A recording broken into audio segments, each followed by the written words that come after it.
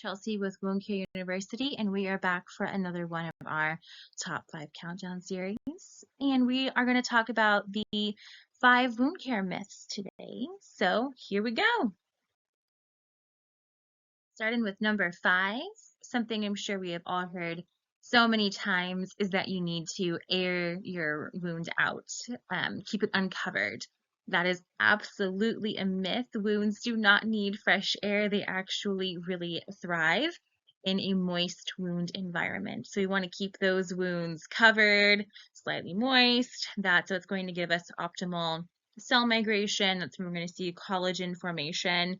So just keep that in mind. Leaving a wound open to air is going to slow the wound healing. The cells need moist environment for those cells to migrate and rebuild tissue. When that environment dries out, your healing is going to stall. So we want to keep it covered and protected.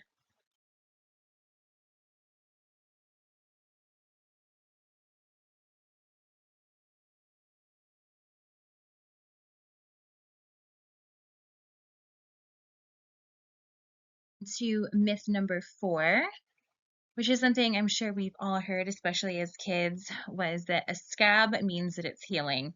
But scabs actually slow down epithelial migration. Underneath that scab, the wound is still trying to heal. So they might look reassuring, but they're not proof that there's actually any healing going on. And sometimes they can actually act as a barrier that traps moisture underneath.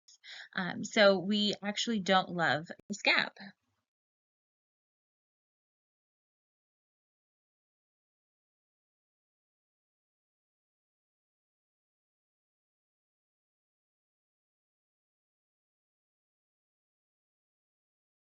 On to number 3, one I know we have heard so many times is that you should use hydrogen peroxide to clean wounds, which is actually a really bad idea.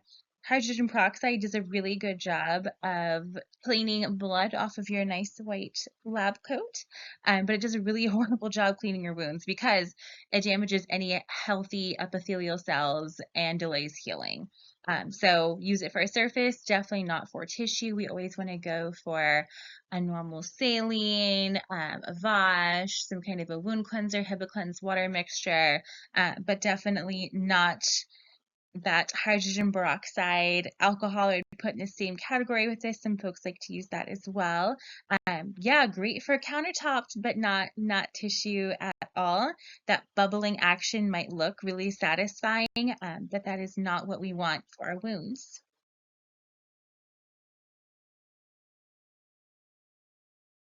Another very common myth we hear is that only diabetic folks can get chronic wounds. And that is just not true.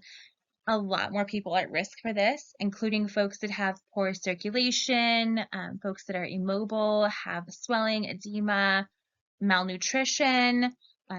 Anyone with these issues definitely would be just at risk, if not even play a larger role than someone who has diabetes. Diabetes is, of course, a major risk, but certainly not the only one. Wrapping up here with number 1.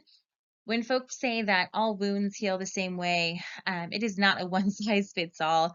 Every wound definitely needs its own tailored plan. So if it's arterial, if it's venous, if it's a pressure wound, if it's a surgical dehiscence, if it's a diabetic foot ulcer, these all need a different approach because underlying causes have to be treated, not just the actual wound itself, the surface.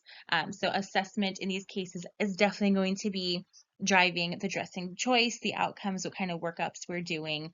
They all need different strategies. The key here is going to be addressing the root cause. So if it's blood flow, pressure, infection, just keep in mind no 2 wounds are going to be exactly the same.